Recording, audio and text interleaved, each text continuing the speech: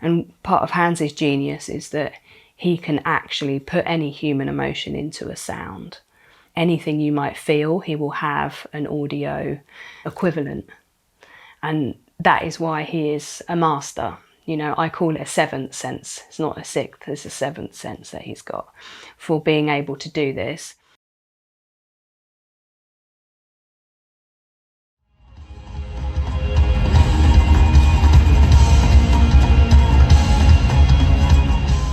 My main gig at the moment is I'm playing with Hans Zimmer live. I joined his band in 2014.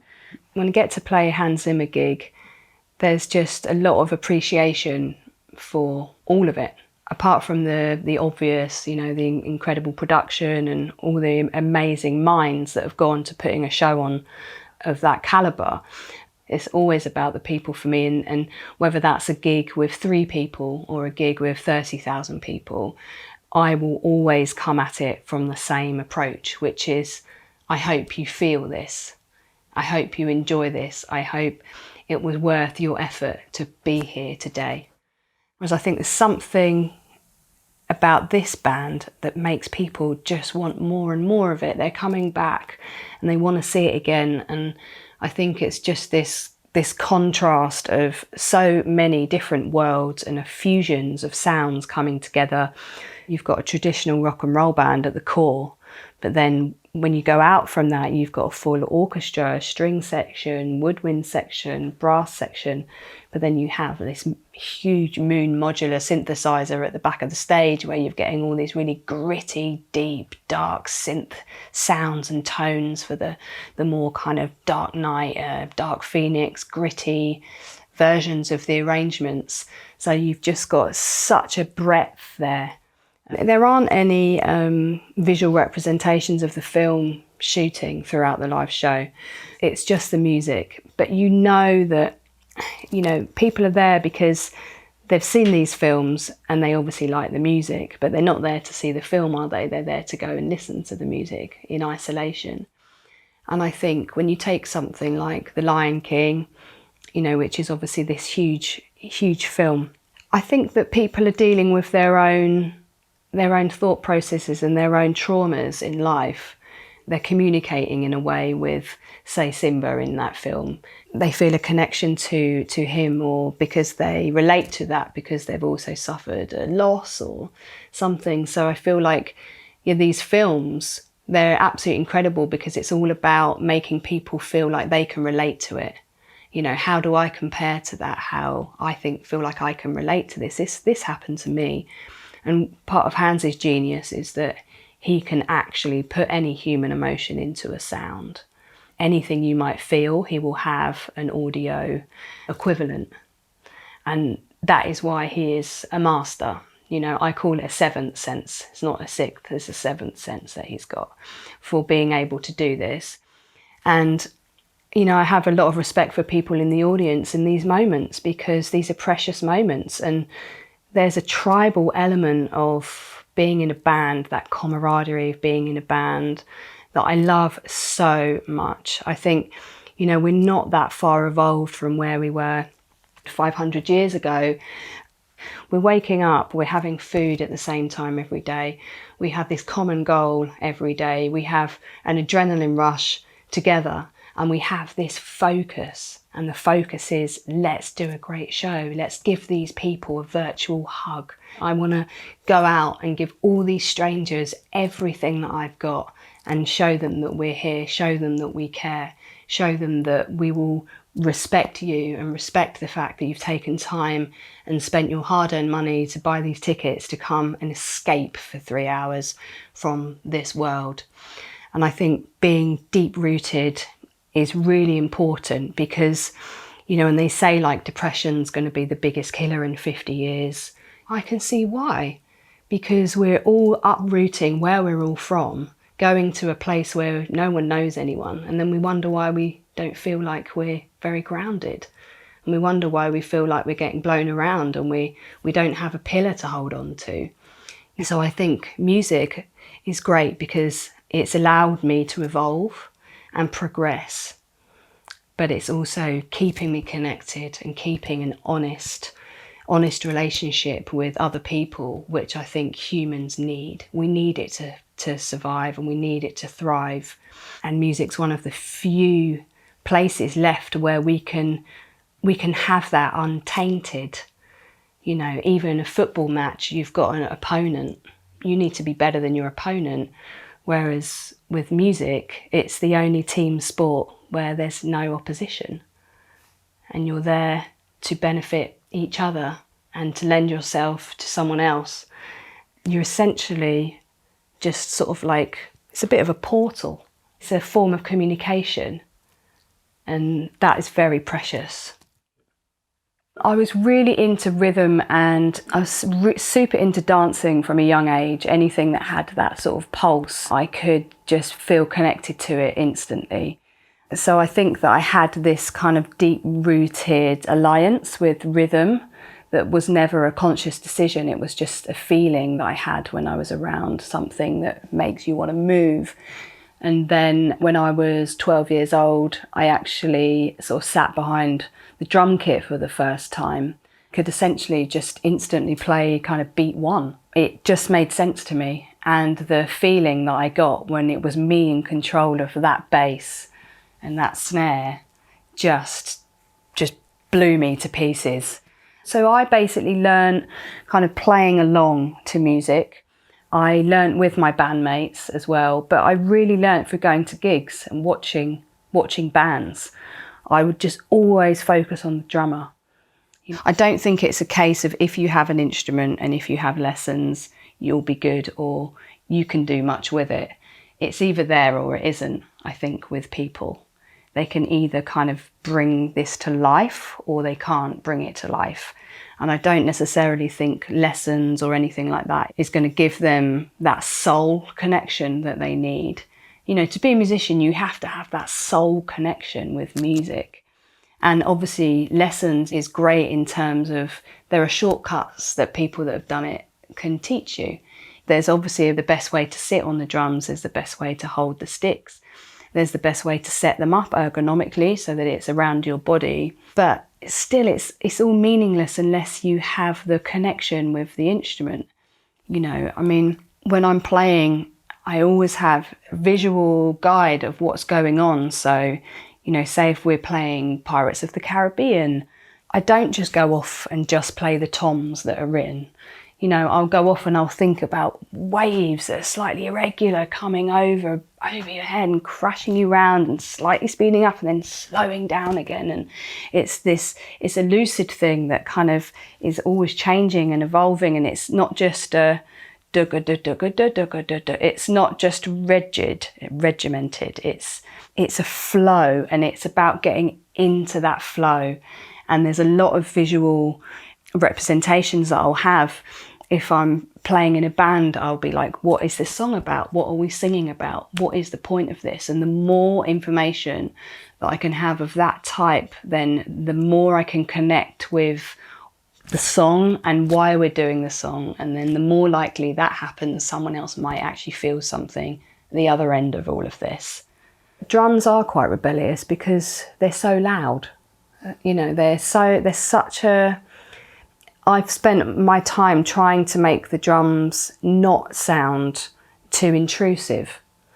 So I've been really aware of the drums taking up too much volume, taking up too much space, sonically, physically, and everything like that. And I think that, you know, when you first start drumming, you think, oh, I'm just going to hit everything and oh, wow, wow, wow, wow, wow. And then when you sort of go down a little bit, you think, well, hang on a minute, I can't hear the singer. So maybe I should bring the volume down a little bit when the vocal comes in and then bring it up again when the vocal stops to create space. And then you sort of start tweaking your own dynamic to be able to sort of fit the scenario of what's going on. But to make the drums sound really nice, I think it is difficult because, well, you could have 100 drummers play exactly the same beat and it will sound completely different with every single drummer, even beat one. You know, the volume, how loud the snare is compared to the bass drum, the velocity, the speed, the groove. There's so many variables to the drum kit they say, don't they, if you want to understand who someone is, watch how they play their instrument. Well, that is the aim of the game, I think, to actually be performing on the drums or playing at a gig, and to actually be able to get to the point where you do lose yourself. So when I'm about to play a gig, I will always make sure I know exactly what's going on. I'll have all of everything in my head. I won't rely on any music to read anything, so that I can actually try and access that plane where you are kind of firing on all cylinders to the point that you're able to almost levitate above what you're actually doing and be part of something that's bigger than anything that you could wish to be a part of. I personally learn better from listening. So if I can hear something, then I will be able to play it. And if I can't play it, I will know how to work it out in order to be able to play it. So if you compare me to someone who's very good at sight reading, it will take me so much longer to learn the music of someone like Hans Zimmer than someone who's come from a classical background, who can read music, who could sit beside me and play it. But are they going to be in the song when we actually come to play it with each other? They're going to be in the music, in the moment, up on this plane that we keep talking about where we want to achieve? Or are they going to be stuck to the notation? You see, it's a different connection. I like to be, bang, let's go. The horse race is up, goof, they're out, they're on. That's kind of how I like to feel when I'm playing. But some people need that music there. My mum can't play piano unless there's music in front of her. It's not the piano that's important, it's the piece of music. Otherwise her fingers don't work. That's something I never wanted to be. I always wanted to be able to have it in me that I could carry around with me. When I first started drumming, it was all about music, and there was this real purity about it just being about the music. But obviously I was young, someone else was going shopping and getting me food, and someone else was having to pay the rent for the house above my head. Obviously when you get older, it's not as simple as that. So I have found it a bit difficult, the kind of art versus commerce element of being a musician. And I was always playing music that I wanted to do, always. And then when I moved to London, I was attracting certain gigs because they were paid. And then it got to a point where I said, I'm not going to think about the money, I'm going to get a job, any job. And then I will judge the music based on the music and decide if I want to be a part of it or not. So when I actually started to separate art versus commerce, I found that the right projects came my way. I don't like this feeling when it comes to music. I don't want to feel like I'm a staff member, and I don't want to feel like I'm some hired hand or anything like that. I want to feel that connection with the instrument. So at some point in my 20s, I decided to actually say no to anything where they say, can you do this? Is this much money? And they don't talk about the music. What is the project? What is the band? What is it about? What are they saying? If this is of something that's interest, then I would love to be involved. What happens is so many people want to get to that place where they're in the band that is their dream band. But actually their dream band is not going to come and want them in their band if they're playing for artists that don't represent them. I've been offered gigs with pop stars with very good money, arenas, tour buses, business class flights for lots of money. And I've thought, do I want to play this music every night? Is this the message that I want to put out while I'm alive on this earth? Is this something that I want to be associated with? And if the answer is no, then I won't do it, even if I really need that money.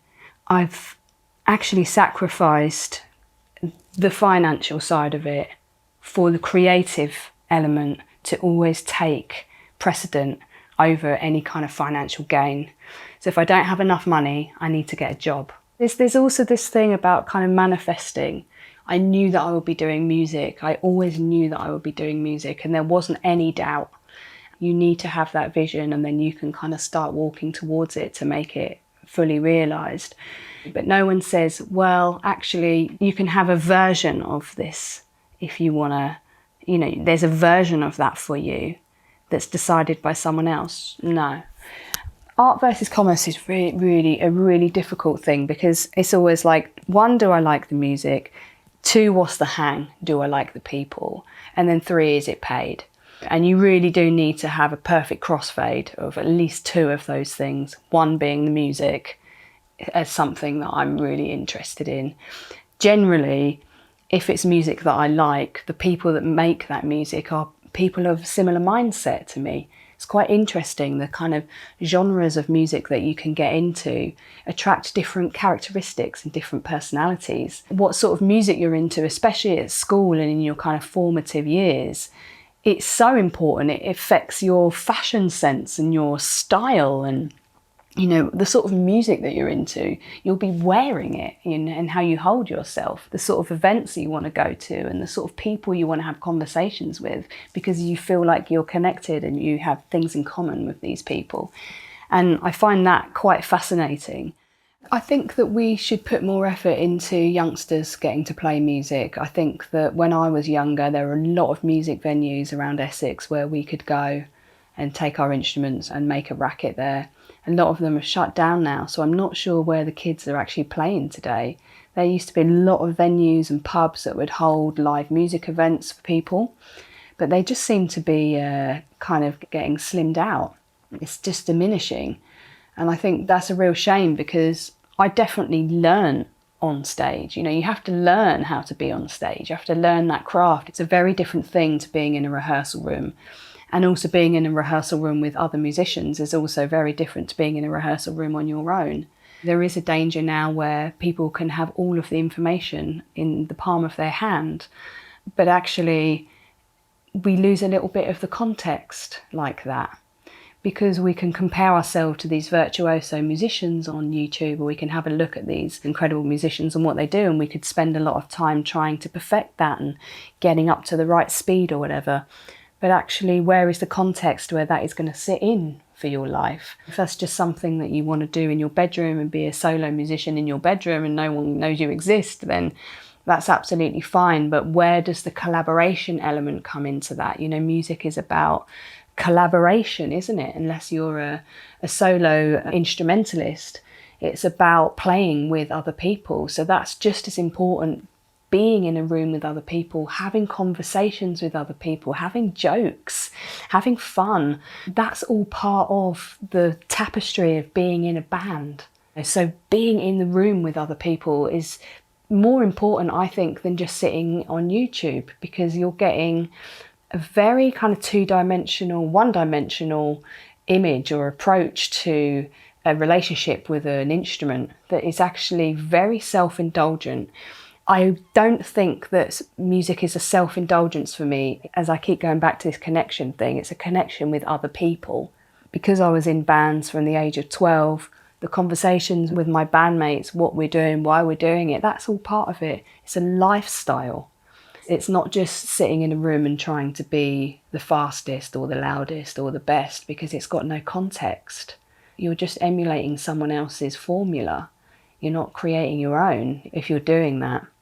Biggest suggestion I would give to a young drummer would be can you just please be yourself and work out who that is? Find your place, because there is a place for you that is actually who you are, and you'll find your people and they will love you because of who you are. I think it's really important to have your own identity.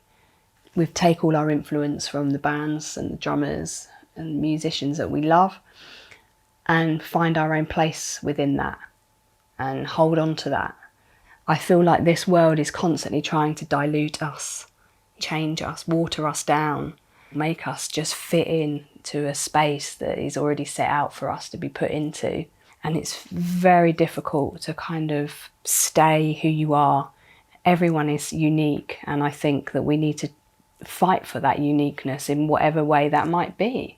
I've definitely struggled with that. When I was little, I felt like, even though I knew it was a good one, this life, I knew it was a good one, I did find it hard. I found it difficult having an Arabic name in an all-white school. I found it difficult having wild curly hair when I just wanted to have hair that was easy to deal with when you get up in the morning. You want to kind of just sort of blend in when you're younger, and you almost want this beige existence where you fit in. I think that because I was very lucky, I had such a strong dad and such a strong mum as characters, that I was able to kind of stay an individual. I remember my dad saying to me, "What's up? What's up with you?" I said, "Nothing, nothing." And at that time, I was having some issues at school. People being horrible to you. No, no, no, no, no. So he said to me, "Do you want their mum to be your mum? Do you want their dad to be your dad?" I pictured their dad. "No." And he said, "Why do you give a shit about them?" He gave me this kind of invisibility cloak where you can say what you want to me. It's not going to change you, and it's not going to change me, because I'm happy to be me, and I hope that you're happy to be you. He gave me this kind of strength to get through it, and to, I want to be called Sarah. I want to have straight hair. I don't want to have this crazy dad who cooks dinner at 11 o'clock every night when everyone's eating at 5 o'clock in the afternoon. My very first band was too young to drive ourselves to any of the gigs that we would have. And so were our friends. So we would actually hire a local coach, and we would have 4 or 5 different pickups around all the villages where we grew up to take us to Colchester, which is the big town. I would get taken to the gig earlier to set up the drums and everything like that. And then, half an hour before we go on stage, we have like 70 children would turn up. And this is still the best gigs I've ever done, because it was like we took things into our own control. We would fill the venue with our friends. It wasn't about drugs or alcohol. It was just there. The spirit of music and the enthusiasm of being young and free was there. Best coach rides I've ever had in my life was being in the band, being in my teenage band.